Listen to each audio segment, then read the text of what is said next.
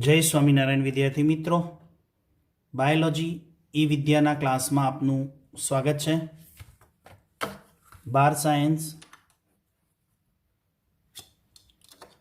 Topic chapter number 6 અને topic 6.4.2 એની અંદર આપણે સમજવું છે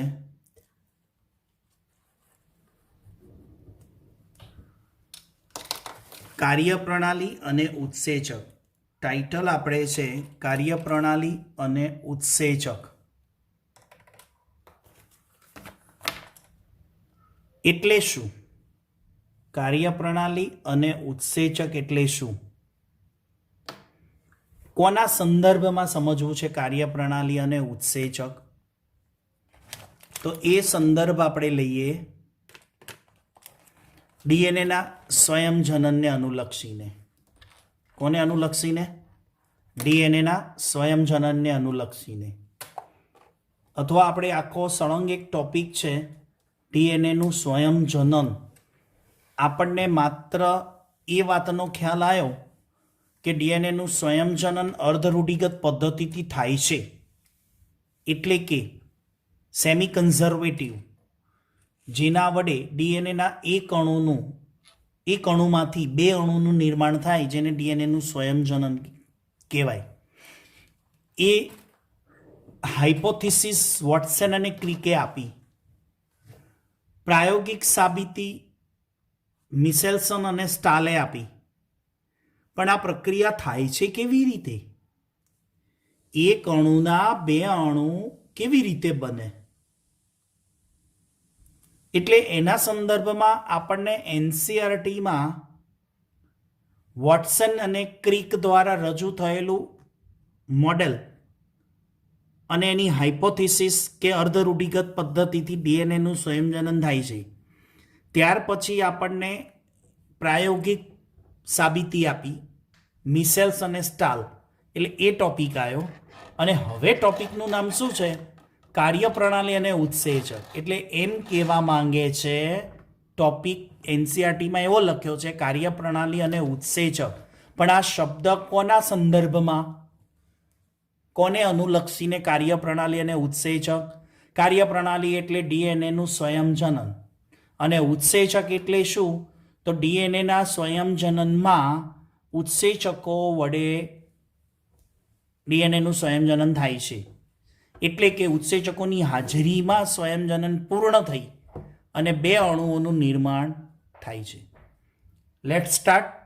આપણે સમજીએ કે અર્ધરૂઢિગત પદ્ધતિ વડે ડીએનએનું સ્વયંજનન।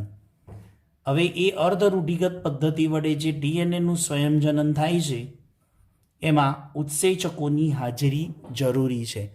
અને અહીંયા જે મેં ઉત્સેચકો લખ્યા છે ને વિદ્યાર્થીઓ, નંબર આપીને, એ પણ જ્યારે એનો ઉપયોગ જેમ જેમ આવે છે ને એનો ક્રમ એ રીતે જ લખ્યો છે।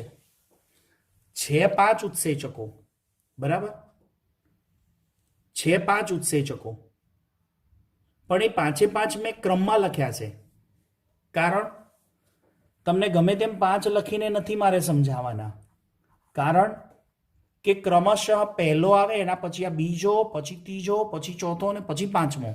દરેકનો જે સ્વયંજનનમાં રોલ છે ને, દરેક ઉત્સેચકનું સ્વયંજનનમાં જે કામ છે ને એના ક્રમ પ્રમાણે લખ્યા છે। તો પહેલા આપણે ઉત્સેચકો કયા છે એના નામ જોઈ લઈએ। નંબર 1 ગાયરેઝ અને helicase. Number 2 DNA polymerase. 3 DNA polymerase 3। 4 DNA polymerase 2। DNA ligase. આ 5 ઉત્સેચકો 1 બાય 1 એમનું કાર્ય ડીએનએ સ્વયંજનનમાં કરે છે। હવે આગળ વધીએ। ડીએનએનું સ્વયંજનન ક્યાંથી થાય? આપણને પ્રશ્ન થાય કે ડીએનએની બેવડી કુંતલમય શૃંખલા આવી, બરાબર?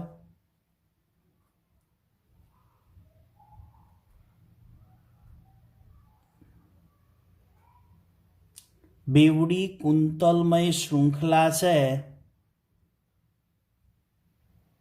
તો આ સમજો ડીએનએની લાંબી શૃંખલા છે.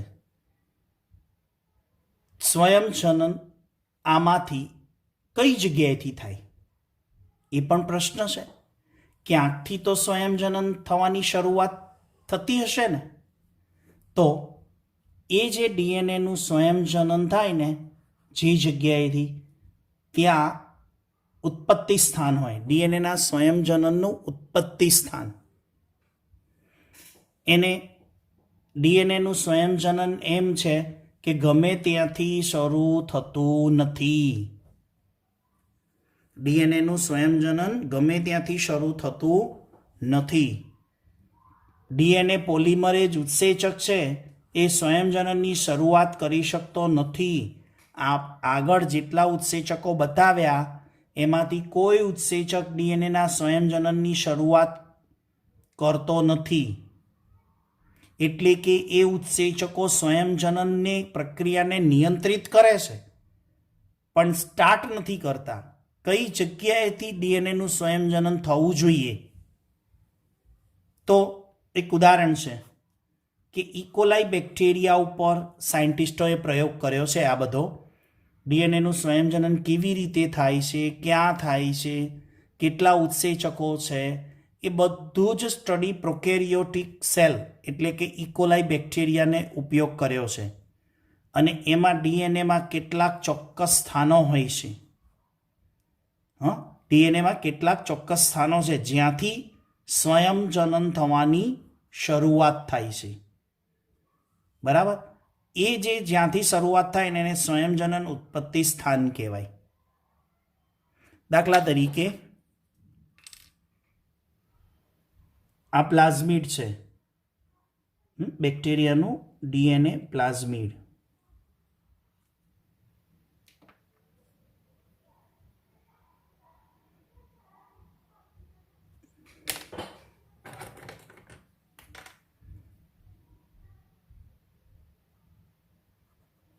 આવા કેટલાક સ્થાનો હોય, એમાંથી એક સ્થાનને આપણે સ્વયંજનન ઉત્પત્તિ સ્થાન કહીશું. આવી વાત આપણે સમજવાની છે 11મા ચેપ્ટરમાં પુનઃસંયોજિત ડીએનએ, રિકોમ્બિનેશન ડીએનએ, એમાં પ્લાઝમિડનો ઉપયોગ થાય છે અને પ્લાઝમિડમાં સ્વયંજનન ઉત્પત્તિ સ્થાન હાજર હોય છે. એમ પ્રોકેરિયોટિકની અંદર જેમ સ્વયંજનન સ્થાન આવેલા હોય એવા યુકેરિયોટિકમાં પણ ડીએનએનું સ્વયંજનન જ્યાંથી શરૂ થાય એ જગ્યાને આપણે સ્વયંજનન ઉત્પત્તિ સ્થાન કહીશું. પહેલાં તો ક્લિયર કે ડીએનએનું સ્વયંજનન ગમે ત્યાંથી શરૂ થતું નથી અને કોઈ પણ ઉત્સેચકો, જે આગળ બતાવેલા 5 ઉત્સેચક છે એમાંથી એક પણ ઉત્સેચક ડીએનએના સ્વયંજનનને શરૂ કરતો નથી. સ્વયંજનનની ચોક્કસ જગ્યા હોય એ જગ્યાએથી જ સ્વયંજનન શરૂ થાય એને કહેવાય સ્વયંજનન ઉત્પત્તિ સ્થાન. આ મારે પહેલાં સમજાવવાનું હતું, એ ક્લિયર કરાવ્યું. હવે આગળ વધીએ. ડીએનએના સ્વયંજનનના 4 થી 5 સ્ટેપમાં હું આખી પ્રક્રિયા તમને સમજાવું છું. પહેલું છે સ્વયંજનન ચીપીઓ. હવે અહીંયા જેટલું લખ્યું છે ને વિદ્યાર્થીઓ, એને હું એક આકૃતિ દ્વારા તમને ક્લિયર કરાવું.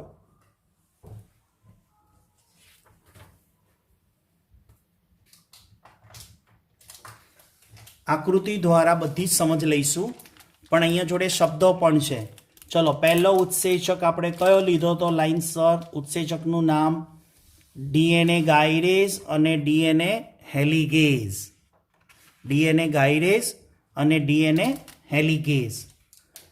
આ શું કામ કરશે? આ ઉત્સેચક સ્વયંજનન જ્યાંથી શરૂ થવાનું હોય ત્યાં આગળ એક ઉત્સેચક નાઇટ્રોજન બેઝની વચ્ચેના જે નિર્બળ હાઇડ્રોજન બંધ છે, હે ને, નાઇટ્રોજન બેઝની વચ્ચે જે નિર્બળ હાઇડ્રોજન બંધ છે એ કયા નિર્બળ હાઇડ્રોજન બંધ? તો એડેનિન અને થાયમિનની વચ્ચે અને ગ્વાનિન અને સાઇટોસિનની વચ્ચે. કોની? એડેનિન અને થાયમિનની વચ્ચે કેટલા હાઇડ્રોજન બંધ હોય? 2. અને ગ્વાનિન અને સાઇટોસિનની વચ્ચે કેટલા નિર્બળ હાઇડ્રોજન બંધ હોય? 3. તો આ જે 3 હાઇડ્રોજન બંધ છે અને પેલા 2 નિર્બળ હાઇડ્રોજન બંધ, એને તોડવાનું કામ આ ડીએનએ ગાયરેઝ અને હેલિગેઝ કરે છે. That's clear? હવે અહીંયા જો એક આકૃતિ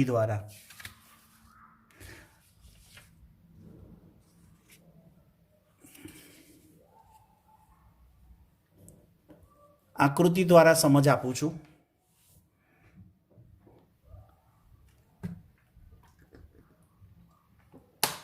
સ્વયંજનનને વિદ્યાર્થી મિત્રો યાદ રાખજો, રિપ્લિકેશન કહેવાય. રેપ્લિકેશન અથવા રિપ્લિકેશન બે ઉચ્ચારણ છે. ડીએનએ રિપ્લિકેશન, ડીએનએ રેપ્લિકેશન, અથવા તો ગુજરાતીમાં શું કહેવાય? ડીએનએનું સ્વયંજનન. તો અહીંયા તમને મેં ડીએનએની પોલીન્યુક્લિયોટાઇડ શૃંખલા દર્શાવી છે. પહેલી આકૃતિ, બરાબર. 523 અને બીજી 523 બંને પોલીન્યુક્લિયોટાઇડ શૃંખલાઓ એકબીજાને પ્રતિ સમાંતર જાય છે, એ આપણે વાત કરી ચૂક્યા છીએ. ચલો, હવે બીજી આકૃતિ તમે જોઈ શકો છો. માની લો કે સ્વયંજનન ઉત્પત્તિ સ્થાન ઘણી બધી જગ્યાએ હોય. ડીએનએમાં સ્વયંજનન ઉત્પત્તિ સ્થાન ઘણી બધી જગ્યાએ છે. તો આ જગ્યા ઉપર આ હેલિગેઝ ગાયરેઝ ઉત્સેચક છે. એને જો શું કર્યું, આ હેલિગેઝ અને ગાયરેઝ ઉત્સેચક છે એને ડીએનએનો જે લાંબી કુંતલમય શૃંખલા છે ને એમાં હેલિગેઝ ગાયરેઝે અમુક અંતરે નિર્બળ હાઇડ્રોજન બંધને તોડી દીધા છે, હે ને. આ નિર્બળ હાઇડ્રોજન બંધ વચ્ચેથી તૂટી ગયા, અહીંયા પણ તૂટ્યા. જ્યાં આગળ નિર્બળ હાઇડ્રોજન બંધ અત્યારે હાલ જ્યાંથી તૂટેલા છે ને ત્યાં આગળ તમને 2 પોલીન્યુક્લિયોટાઇડ શૃંખલા છૂટી પડી ગઈ છે. અહીંયાથી નથી, જુઓ, અહીંયાથી પોલીન્યુક્લિયોટાઇડ શૃંખલા છૂટી પડી ગઈ, અહીંયાથી પોલીન્યુક્લિયોટાઇડ શૃંખલા છૂટી પડી છે.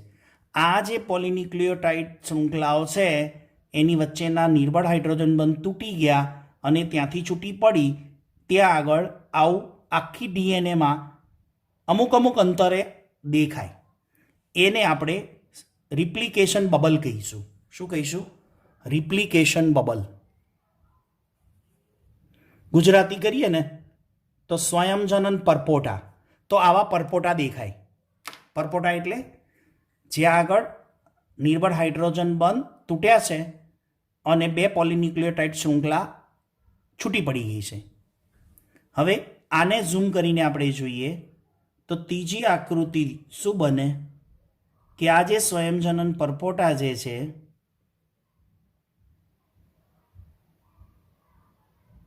ઓકે, આટલો ભાગ બતાવ્યો અહીંયા, આટલો પોર્શન. તો આ થયો સ્વયંજનન ચીપિયો. એટલે શરૂઆતમાં પહેલું સ્ટેપ શું આવે? સ્વયંજનન ચીપિયાનું નિર્માણ. રિપ્લિકેશન ફોક કહેવાય. શું કહેવાય? રિપ્લિકેશન ફોક. હવે આ સ્વયંજનન ચીપિયો બન્યો. ચલો, ક્લિયર? પહેલું સ્ટેપ તો આપણે જોઈ ગયા અહીંયા. કે નિર્બળ હાઇડ્રોજન બંધ તૂટે જેથી ડીએનએની 2 પોલીન્યુક્લિયોટાઇડ શૃંખલાઓ છૂટી પડી. આ ક્રિયા ઘણી જગ્યાએ થતી હોય, ત્યાં આગળ થતી હોય એટલે એને સ્વયંજનન પરપોટા કહેવાય. આકૃતિ દ્વારા સમજ મેં તમને આપી દીધી. આગળ વધીએ છીએ. બીજું સ્ટેપ, આરએનએ પ્રાઇમરનું નિર્માણ.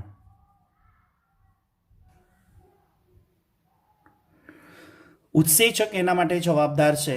બીજા નંબરે લખેલો આપણે ઉત્સેચક હતો આરએનએ પોલિમરેઝ. આરએનએ પોલિમરેઝ એ શું કાર્ય કરશે? નામ ઉપરથી જ છે. આરએનએ પોલિમરેઝ એટલે શું? એને સ્વયંજનન ચીપિયામાં કોઈ એક બાજુની ટેમ્પલેટ શૃંખલા ઉપર શરૂઆતના ભાગે નાની આરએનએ શૃંખલા બનાવવાની. એ નાની આરએનએ શૃંખલાને આપણે પ્રાઇમર કહીશું. પ્રાઇમરનું ગુજરાતી કરવું હોય ને તો પ્રારંભક, એટલે કે ડીએનએ સ્વયંજનનમાં નવી જે શૃંખલા બનાવવાની છે એની શરૂઆત કરનાર પ્રારંભક, જેને અંગ્રેજીમાં પ્રાઇમર કહેવાય. અને એ પ્રાઇમર બનાવવા માટે વપરાતો ઉત્સેચક આરએનએ પોલિમરેઝ છે. યાદ રાખવાની જરૂર છે અહીંયા કે પ્રાઇમર ધરાવતી શૃંખલા વિલંબિત શૃંખલા કહેવાય. હું આકૃતિ દ્વારા તમને સમજ આપું છું, બરાબર? અહીંયા જોઈ લો 2nd નંબરની આકૃતિ. હવે આપણે એને અહીંયા જે સમજાવ્યું તમને અગાઉ,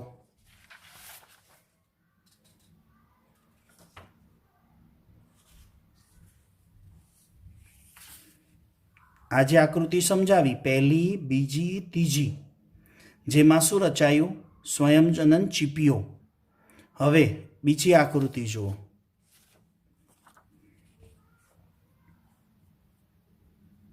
અહીંયા આકૃતિ દ્વારા સમજ લઈએ. પેલી 3 નંબરની આકૃતિ હતી, આને આપણે કહીશું 4 નંબરની આકૃતિ. સ્વયંજનન ચીપિયો છે, બરાબર? દેખાય છે? ઓકે.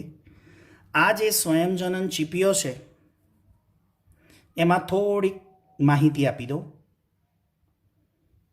કે આ એક 3D આકૃતિ બનાવવાનો પ્રયત્ન કર્યો છે. આ હેલિગેસ છે, જે શું કરશે આગળ જોઈ ગયા એ પ્રમાણે, એ જ્યારે ડીએનએની વિચારો કે આ હેલિગેસ છે એની આ દિશામાં ગતિ થાય તો શું કરે? અહીંયા વચ્ચે રહેલા હાઇડ્રોજન બંધને તોડતો જાય, એટલે 2 પોલીન્યુક્લિયોટાઇડ શૃંખલાને છૂટી પાડતો જાય. તો એ અહીંથી આવ્યો હતો એટલે એને વચ્ચે હાઇડ્રોજન બંધને તોડી દીધા, એટલે 2 પોલીન્યુક્લિયોટાઇડ શૃંખલા શું થઈ ગઈ? છૂટી પડી. એ આ હેલિગેસ તરીકે આપણે દર્શાવેલો છે. ઓકે.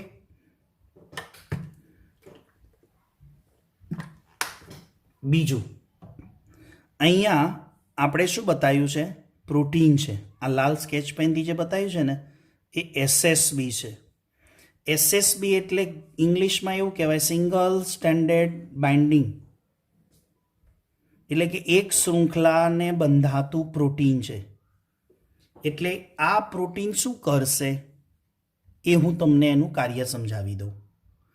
તમને એક પ્રશ્ન થયો કે 2 પોલીન્યુક્લિયોટાઇડ શૃંખલાઓ છૂટી પડી, 2 પોલીન્યુક્લિયોટાઇડ શૃંખલા છૂટી પડી, 2 પોલીન્યુક્લિયોટાઇડ શૃંખલાઓ છૂટી પડી અને ચીપિયો બનાવ્યો, રાઈટ? જે ચીપિયાને આપણે શું કહીએ છીએ? સ્વયંજનન ચીપિયો કહીએ છીએ.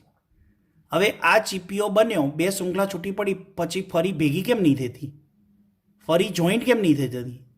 છૂટી પડી એકવાર તો ભેગી થઈ જવી જોઈએ ને, કેમ નથી થતી? તો આ જે પ્રોટીન છે ને એ એને ફરી પાછી જોઈન્ટ નહીં થવા દે, પકડી રાખશે. આ બાજુનું પ્રોટીન આ શૃંખલાને પકડી રાખે, આ બાજુનું પ્રોટીન આ બાજુની શૃંખલાને પકડી રાખે, એટલે સ્વયંજનન ચીપિયો બનેલો રહે. સમજાય છે? જેથી 2 શૃંખલાઓ છૂટી રહે ને તો નવી શૃંખલા બની શકે. That's clear? આગળ આકૃતિમાં શું બનાવ્યું છે મેં હમણાં જે ઉત્સેચક કીધો એ આરએનએ પોલિમરેઝ. આ આરએનએ પોલિમરેઝ છે એ એની પોતાની ગાડી, સમજો ને કે આરએનએ પોલિમરેઝ છે એ અહીંયાથી શરૂ કરે છે પોતાનું ડ્રાઇવિંગ. ત્યારે શું બનાવે છે એ આરએનએ પ્રાઇમર. હમણાં જ વાત કરી કે પોતે કોઈ એક બાજુની ટેમ્પલેટ શૃંખલા, બંને બાજુ નહીં, કોઈ એક બાજુની ટેમ્પલેટ. ટેમ્પલેટ એટલે શું? જેની સમજ આપી દીધી હતી. એ કોઈ એક બાજુની ટેમ્પલેટ શૃંખલાની સામે એક નાની ટૂંકી આરએનએની શૃંખલા બનાવે. શું કહું છું? કોઈ એક બાજુની ટેમ્પલેટ શૃંખલાની સામે નાની ટૂંકી આરએનએની શૃંખલા બનાવે. તો આ બનાવ્યું, જેને આરએનએ પ્રાઇમર કહીએ, જેને આપણે શું કહીશું? આરએનએ પ્રાઇમરને પ્રારંભક ગુજરાતીમાં, જેને નવી શૃંખલા બનાવવાની શરૂઆત કરી દીધી અહીંયાથી એક નાનો ટુકડો બનાવીને. હા, પણ ધ્યાન એ રાખવાનું વિદ્યાર્થીઓ, આરએનએ પ્રાઇમર બને છે. શું બને છે? આરએનએ પ્રાઇમર, એટલે કે આરએનએ ટુકડાની રચના થાય છે. તો અહીંયા ડીએનએમાં જી હોય તો સામે શું આવે?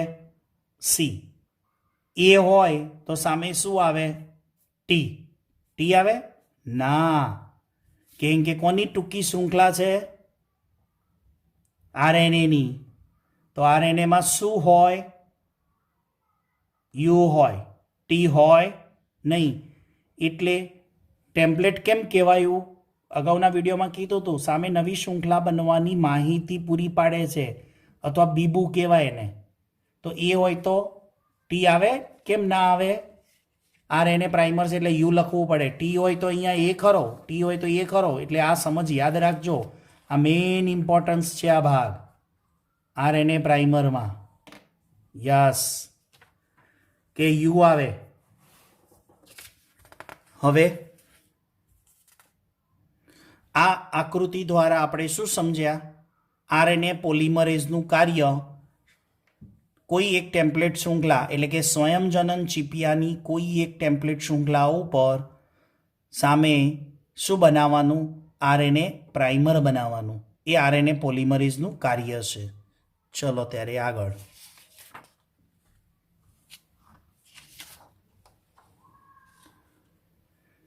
તો અહીંયા મેં એ જ ધ્યાનમાં રાખવાનું તમને કીધું છે કે નવો ટુકડો આરએનએ પ્રાઇમર બનાવે ને, એમાં એ હોય ને, આ ડીએનએની શૃંખલા છે અને આરએનએની ટૂંકી શૃંખલા છે.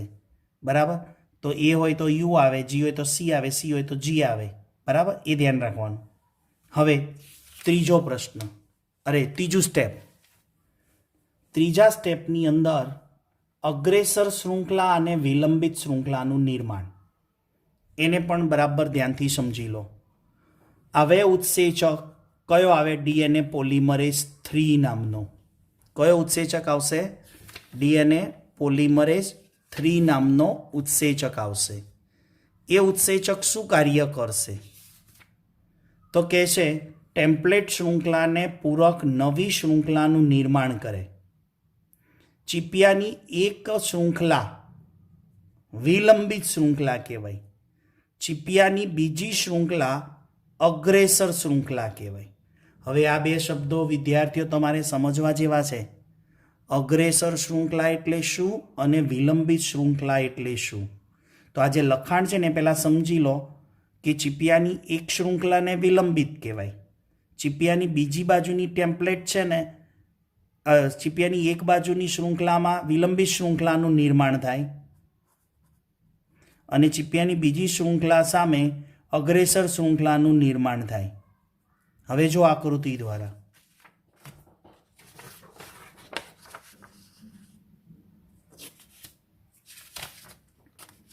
અહીંયા તમને સમજાવું છું અગ્રેસર શૃંખલા અને વિલંબિત શૃંખલા ઉપર. આ સ્વયંજનન ચીપિયો છે. હમણાં વાત કરી નાનો એક આરએનએ પ્રાઇમર બને. ઓકે, જે કોને બનાવ્યો? આરએનએ પોલિમરેઝ નામનો ઉત્સેચકે આ ટેમ્પલેટ શૃંખલા છે એની સામે એક નાના ટુકડાથી શરૂઆત કરી આરએનએ પ્રાઇમરથી આખી નવી શૃંખલા બનાવવાનું.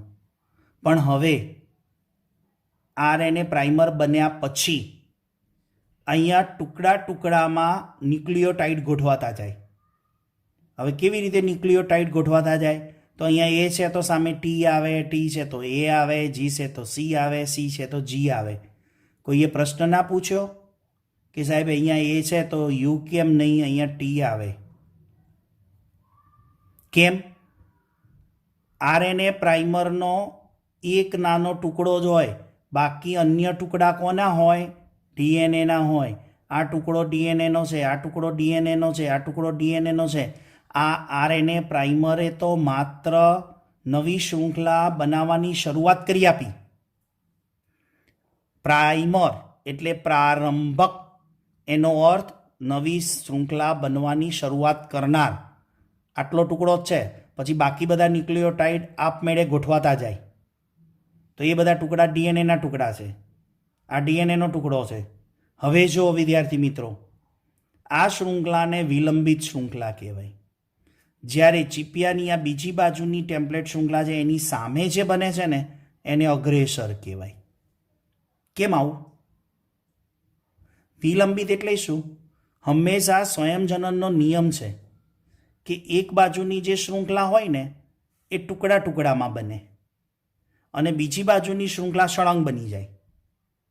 ફરીથી બોલું છું, સ્વયંજનનના નિયમમાં એક બાજુની જે ટેમ્પલેટ શૃંખલા હોય ને એની સામે નવી પૂરક જે શૃંખલા બનવાની છે ને ટુકડામાં બને. એટલે એને શું કહેવાય? વિલંબિત.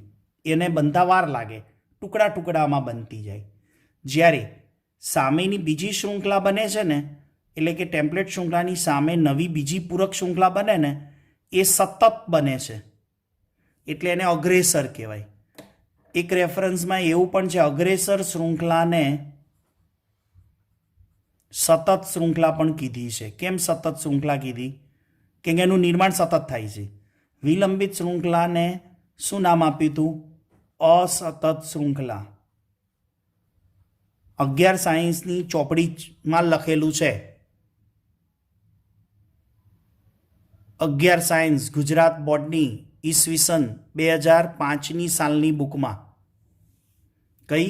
ઈસવીસન 2005ની સાલની બુકની અંદર ગુજરાત બોર્ડની 11 સાયન્સની બાયોલોજીની ચોપડીમાં લખેલું છે કે અગ્રેસર શૃંખલાને સતત શૃંખલા કહેવાય અને વિલંબિત શૃંખલાને અસતત શૃંખલા.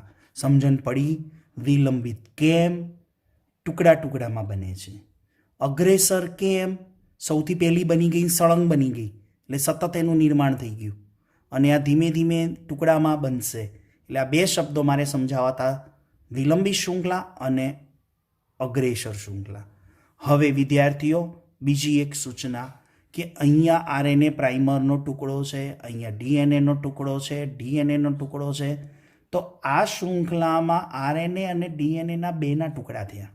આરએનએનો એક જ હોય જે પ્રાઇમર તરીકે ઓળખીએ છીએ અને બાકી બધા ડીએનએના ટુકડા હોય. તો આ વિલંબિત શૃંખલાને છે ને બીજું એક નામ આપેલું છે, સંકર શૃંખલા. કઈ શૃંખલા? સંકર. સંકર એટલે હાઇબ્રિડ. હાઇબ્રિડ કેમ? કે આરએનએનો ટુકડો અને ડીએનએના ટુકડા છે એટલા માટે. તો આવે ડીએનએના ટુકડા અને આરએનએના પ્રાઇમર છે ને એને ઓકાઝાકી ટુકડા કહેવાય. આખી આ શૃંખલા ઉપર આવેલા ટુકડાને શું કહેવાય? ઓકાઝાકી ટુકડા. સમજણ પડી? તો આના વિશે ખ્યાલ આવ્યો, વિલંબિત શૃંખલા અને અગ્રેસર શૃંખલા વિશે. ચલો આગળ વધીએ. અહીંયા લખ્યું વિલંબિત શૃંખલાનું નિર્માણ થાય એને સંકર શૃંખલા કહેવાય. કઈ કહેવાય? સંકર શૃંખલા. કેમ સંકર કહેવાય? કેમ કે હાઇબ્રિડ કેમ કહેવાય? કે એમાં ડીએનએના ટુકડા અને આરએનએ પ્રાઇમર છે. બરાબર? આ ડીએનએના ટુકડા અને આરએનએ પ્રાઇમર એવાને ઓકાઝાકી ટુકડા કહેવાય અને એ શૃંખલાને હાઇબ્રિડ શૃંખલા કહેવાય. ચલો ખ્યાલ આવી ગયો.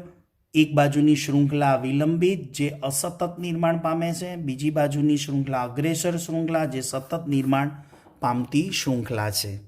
આ ત્રીજું સ્ટેપ. હવે આપણે આગળ વધીએ ચોથા સ્ટેપમાં. છે ને મજાનો પોઈન્ટ? ચોપડીમાં જોજો કેટલું ટૂંકમાં આપ્યું છે. આ ટોટલી પ્રશ્ન આપણે નીટ પ્રમાણે તૈયાર કરવાનો છે, બરાબર. ચોથું સ્ટેપ છે ગેપ ફિલિંગ. પણ એ પૂર્વે હું તમને થોડીક માહિતી આપવા માંગુ છું. અહીંયા મૂકેલી આકૃતિ ઉપર બરાબર ધ્યાનથી સ્ટડી કરો.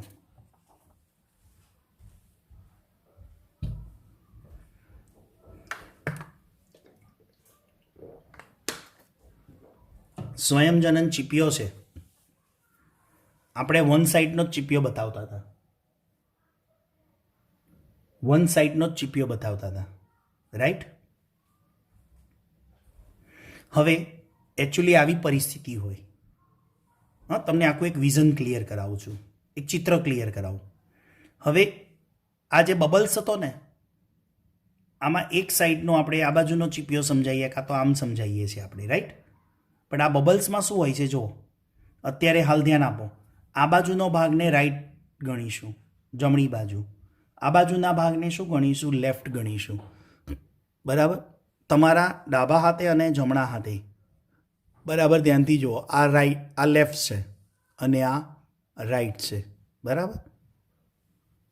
ઓકે, આ જમણી બાજુ અને આ ડાબી. તો આપણે હમણાં જમણી બાજુનું સમજતા હતા ને.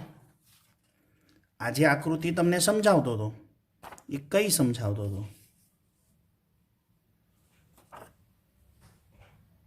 આ જે આકૃતિ છે એ કઈ બાજુ સમજાવતો હતો? ખ્યાલ આવે છે? આ ભાગ હતો. That's clear? ઓકે. હવે જુઓ, જ્યારે લેફ્ટ અને રાઈટ સાઈડને સમજીએ છીએ ત્યારે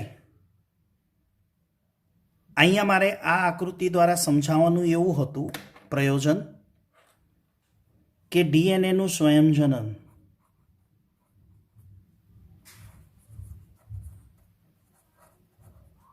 દ્વિદિશીય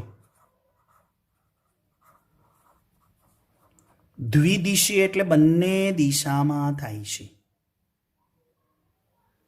બંને દિશામાં એટલે આ બાજુની શૃંખલા પણ નિર્માણ પામે છે અને આ બાજુની પણ શૃંખલા છે, એટલે બેય દિશામાં થાય છે. એટલે આ શૃંખલા આમ નવી બનશે અને આ શૃંખલા આમ નવી બનશે. એટલે ડીએનએના કેટલા અણુ બનશે? 2. દ્વિદિશીય, કેમ કે આ 523 છે તો નવી બનતી શૃંખલા પણ 523 હોય. યાદ રાખો, આ 5, આની દિશા જુઓ, આ પિતૃ શૃંખલા કહેવાય, હા. અને આ નવી શૃંખલા, એની દિશા જુઓ, એ પણ 523 છે. પણ પિતૃ શૃંખલાને પ્રતિ સમાંતર થઈ ને, આની દિશા આમ છે 523, અને નવી નિર્મિત શૃંખલા છે ને એ પણ 523 આમ હોય, પણ પ્રતિ સમાંતર હોય ને. અહીંયા જો આ 523, અહીંયા નવી બનતી જો આ 523 છે ને પ્રતિ સમાંતર. આની દિશા આ બાજુ છે તો આની દિશા આમ છે, એટલે દ્વિદિશીય. આ બાજુ પણ સતત નિર્માણ થાય અને પેલી બાજુ પણ નિર્માણ થતી જાય. ઓકે. હવે આના દ્વારા એ શીખવાનું છે આ આકૃતિ દ્વારા કે દાખલા તરીકે આ સ્વયંજનન ચીપિયો લઈએ છે રાઈટ હેન્ડ સાઈડનો, તો આ ટેમ્પલેટ છે, તો આ બાજુ વિલંબિત કહેવાય, તો સામેની શું કહેવાય? અગ્રેસર. આ બાજુ લઈએ છે તો આ બાજુ અગ્રેસર હોય તો આ બાજુ વિલંબિત હોય, બરાબર. એટલે અહીંયા વિલંબિત અને અગ્રેસરને સમજ આપવા માટે સમજાયું છે, કન્ફ્યુઝ થતા નહીં. ઓકે. આગળ ચોથું છે ગેપ ફિલિંગ. હવે ગેપ ફિલિંગ એટલે શું? ખાલી જગ્યા પૂરવાની. ખાલી જગ્યા એટલે હવે કયો ઉત્સેચક આવશે ગેપ ફિલિંગ માટે? DNA polymerase 2. આગળ સંપૂર્ણ કામ કોને કર્યું? સ્વયંજનનનું મોટાભાગનું કામ કોના હાથમાં છે? DNA polymerase 3. હવે કોણ કાર્યરત થાય? 3નું કામ પૂરું થાય ત્યારે ડીએનએ પોલિમરેઝ 2 આવશે. એ શું કાર્ય કરશે? સ્વયંજનનની પ્રક્રિયા પૂર્ણ થયા પછી આરએનએ પ્રાઇમર છે એના ટુકડાને દૂર કરવાના અને ડીએનએના ન્યુક્લિયોટાઇડને ગોઠવવા. કઈ રીતે? જો આપણે જૂની આકૃતિ દ્વારા સમજાવીએ. આલીએ બધાને એક ધ્યાન આપવા સૂચના. અહીંયા શું હતું? આરએનએ પ્રાઇમરમાં. આરએનએ પ્રાઇમરમાં શું છે? ત્યાં આગળ યુ છે. હવે ડીએનએનું સ્વયંજનન થાય છે, ડીએનએનો નવો અણુ બને છે, એમાં યુ ચાલે ના. શરૂઆત કરાવી હતી ત્યારે પ્રાઇમર બન્યું હતું આરએનએ, ત્યારે એ વખતે તો યુ હતો, એટલે કે યુરેસિલ હતો ન્યુક્લિયોટાઇડ. હવે ડીએનએનું સ્વયંજનન થાય છે ત્યારે સ્વયંજનન પૂર્ણ થવા આવે છે તો ડીએનએમાં ક્યાંય યુ હોવો જોઈએ નહીં, યુરેસિલ હોવો જોઈએ નહીં. તો હવે એ યુરેસિલ છે, એ યુરેસિલને ખસેડી દેવાનો. હવે યુરેસિલને ખસેડી અને શું લાવવાનો? થાયમીન. તો એ યુરેસિલને અહીંયાથી દૂર કરવાનો. આ દૂર કરવાના કામ કોણે કર્યું? DNA polymerase 2. એ આ યુરેસિલને ખસેડ્યો એટલે ત્યાં શું થયો? ગેપ ફિલિંગ થયો, ગેપ થયો, જગ્યા થઈ. હવે એને પૂરવાની શાનાથી? થાયમીનથી પૂરી દેવાની. એટલે આ યુરેસિલ નામનો ન્યુક્લિયોટાઇડને ખસેડી અને થાયમીનને શોધી લાવીને અહીંયા મૂકી દેવાનો. તો જ કમ્પ્લીટલી ડીએનએનો અણુ કહેવાય ને. આ કામ કોણે કર્યું? આરએનએ ડીએનએ પોલિમરેઝ 2, જેને સ્વયંજનનની પ્રક્રિયા પૂર્ણ થાય ત્યારે આરએનએ પ્રાઇમરમાંથી યુરેસિલને દૂર કરવાનો. તો અહીંયા મેં સમજાયું છે. આ ડીએનએની ટેમ્પલેટ હતી, આ આરએનએ પ્રાઇમર છે, આરએનએ પ્રાઇમર છે. એમાં યુરેસિલને શું કરવાનો? ખસેડી અને એની જગ્યાએ શું મૂકી દેવાનો? થાયમીન મૂકી દેવાનો. આ યુરેસિલ ખસેડતા શું પડે? ગેપ પડે. અને ગેપને પૂરવાની કેવી રીતે? ફિલિંગ પણ કરવાનું છે, તો થાયમીનથી ફિલિંગ કરી દેવાનું. That's clear. તો ચોથું જ સ્ટેપ હતું આપણે ગેપ ફિલિંગ. હવે પાંચમું સ્ટેપ છે પૂર્ણ નવી નિર્મિત શૃંખલાનું નિર્માણ. ઉત્સેચક છે ડીએનએ લાઇગેઝ. તો લાસ્ટ પાંચમો ઉત્સેચક શું આવશે? ડીએનએ લાઇગેઝ આવશે. એ ડીએનએ જે લાઇગેઝ છે ને એનું કામ શું છે વિચારી શકો છો. અહીંયા જુઓ. યસ. હવે અહીંયા ટુકડાઓમાં વિભાજિત હતી. અહીંયા નવી શૃંખલા ટુકડા ટુકડામાં બનેલી. પછી અહીંયા પણ સતત બને છે, પણ સામે ન્યુક્લિયોટાઇડ ગોઠવાતા જાય. દાખલા તરીકે અહીંયા ન્યુક્લિયોટાઇડ બધા હોય, ટેમ્પલેટ માહિતી આપે છે એ પ્રમાણે અહીંયા સામે ન્યુક્લિયોટાઇડ ગોઠવાતા જાય. હવે એક ન્યુક્લિયોટાઇડ અને બીજા ન્યુક્લિયોટાઇડને જોડવાના કે નહીં? અહીંયા પણ જોડવાના કે નહીં? તો ડીએનએના જે ન્યુક્લિયોટાઇડના ટુકડા છે, એટલે કે ન્યુક્લિયોટાઇડ છે, એક ન્યુક્લિયોટાઇડ બીજા ન્યુક્લિયોટાઇડ વડે કોના વડે જોડાય? ફોસ્ફોડાયસ્ટર બંધ. પણ એ ફોસ્ફોડાયસ્ટર બંધ વડે જોડવાનું કામ કોણ કરશે? ડીએનએ લિગેઝ અથવા તો ડીએનએ લાઇગેઝ. ડીએનએ લાઇગેઝ વડે ફોસ્ફોડાયસ્ટર બંધ વડે બધા જ ન્યુક્લિયોટાઇડ જોડાઈને શૃંખલાને પૂર્ણ કરશે. ઓકે. તો કાર્ય શું? જ્યાં જ્યાં શૃંખલા ઉપર ડીએનએના છેડાઓ એકબીજાથી મુક્ત હોય ત્યાં આગળ ફોસ્ફોડાયસ્ટર બંધ વડે જોડવાનું કામ ડીએનએ લાઇગેઝનું છે. અને ફાઇનલી શું તૈયાર થયું? હવે પિતૃ ડીએનએની પ્રતિકૃતિ જેવા નવા 2 ડીએનએના અણુઓ બન્યા. આકૃતિ દ્વારા સમજ લો.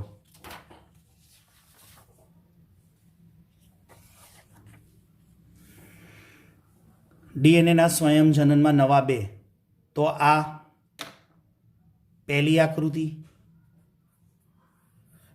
પછી સામે નવી 2 શૃંખલાઓનું નિર્માણ થયું પ્રતિ સમાંતર. જો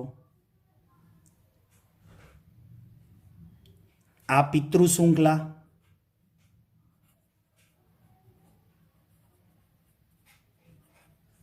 આ બાજુની પણ પિતૃ શૃંખલા, અને આ બે કઈ થઈ? નવી શૃંખલા. ઓકે, તો હવે આ શું થઈ ગયા? ડીએનએનો એક અણુ અને ડીએનએનો બીજો અણુ. આ આપણી ત્રીજી આકૃતિ. તો આ એક ડીએનએનો અણુ અને આ બીજો ડીએનએનો અણુ થયો. આને કહેવાય અર્ધ રૂઢિગત પદ્ધતિથી ડીએનએનું સ્વયંજનન, સેમી કન્ઝર્વેટિવ. ખ્યાલ આવે છે મિત્રો? બહુ લાંબી થિયરી લીધી, બહુ લાંબો વિડીયો બન્યો છે. કોઈ ચિંતા નહીં, કેમ કે થિયરીને ટુકડામાં વહેંચાય એવી નથી. પછી આપણે ક્યાં લાઇગેજ શોધવા જવું? એજ્યુકેશન લાઇગેજ ક્યાંથી લાવો? ચલો છેલ્લો એન્ડ જોઈ લઈએ. ઈ કોલાઈનું ઉદાહરણ આપ્યું છે ચોપડીમાં કે એમાં આટલા નાઇટ્રોજન બેઝની પેર હોય છે. હવે સ્વયંજનન પૂર્ણ થવા ઈ કોલાઈમાં કેટલી મિનિટ આપણે ગણી છે? 18 મિનિટ. તો એનો બહુલીકરણનો દર કેટલો આવે? 2000 બેઝ પેર પ્રતિ સેકન્ડ. બહુલીકરણ એટલે આખો પોલીન્યુક્લિયોટાઇડ બનાવવાનો દર છે. સેકન્ડના 2000 બેઝ પેર ગોઠવતા જાય. 18 મિનિટે એક ઇકોલાઈના 2 ઇકોલાઈ બને. એ ઇકોલાઈ હોય તો 18 મિનિટ બાદ કેટલી? 18 મિનિટ બાદ 2 ઇકોલાઈ થાય. ખાસિયત શું છે? બહુલીકરણની ઝડપની સાથે પ્રક્રિયાને ખૂબ જ ચોકસાઈપૂર્વક, આ ડીએનએનું સ્વયંજનન છે ને ખૂબ જ ચોકસાઈપૂર્વક છે. એકદમ કહીએ ને કે એક્યુરેસી છે. પણ જો એ એક્યુરેસીમાં ક્યાંય મિસ્ટેક થઈ ગઈ, ક્યાંય ભૂલ થઈ ગઈ, તો શું થાય? વિકૃતિ થાય, મ્યુટેશન થાય. અને મ્યુટેશન ક્યાં આવે? વારસામાં. તો આખી આ ડીએનએ સ્વયંજનનની સમગ્ર પ્રક્રિયા છે. એને શક્તિ તો જોઈશે ને, એનર્જી તો જોઈશે ને. એ એનર્જીમાં કોણ છે? ડીઓક્સી રિબોસાઇડ ટ્રાયફોસ્ફેટ. ડીઓક્સી રિબોસાઇડ ટ્રાયફોસ્ફેટ, એટીપી નહીં, ડીઓક્સી રિબોસાઇડ ટ્રાયફોસ્ફેટ એનું શોર્ટ ફોર્મ બનાવ્યું છે મેં. આ સ્વયંજનન પ્રક્રિયામાં શક્તિનો સ્ત્રોત છે. આના દ્વારા કમ્પ્લીટલી આ શક્તિ મળે ત્યારે ડીએનએનું સ્વયંજનન પૂર્ણ થાય. તો વિદ્યાર્થીઓ, તમને ડીએનએનું સ્વયંજનન, જેનો ટોપિકનું નામ એનસીઆરટીમાં છે, કાર્યપ્રણાલી અને ઉત્સેચક, તો એ શબ્દો કોના સંદર્ભમાં હતા? ડીએનએના સ્વયંજનનમાં. પણ એનસીઆરટી બુકની અંદર જે પ્રમાણે આપ્યું છે એના કરતાં આપણે આ વિડીયો દ્વારા ડીએનએનું સ્વયંજનન ખૂબ વિસ્તારપૂર્વક જે પણ ઉત્સેચકો એમાં વપરાયા છે એની સંપૂર્ણ માહિતી સાથે આપણે તમને સમજાવવાનો પ્રયત્ન કર્યો છે. તો ખાસ વિદ્યાર્થી મિત્રો, પૂરેપૂરો વિડીયો સમજવાનો પ્રયત્ન કરજો. અને જો કોઈ નાની મોટી એરર કે ક્વેશ્ચન થાય તો આપણે ઝૂમ ઉપર એના ડાઉટ સોલ્વ કરાવીશું. તો આવતા વિડીયો લેક્ચર સુધી સૌ વિદ્યાર્થી મિત્રોને એચપી સરના જય સ્વામિનારાયણ.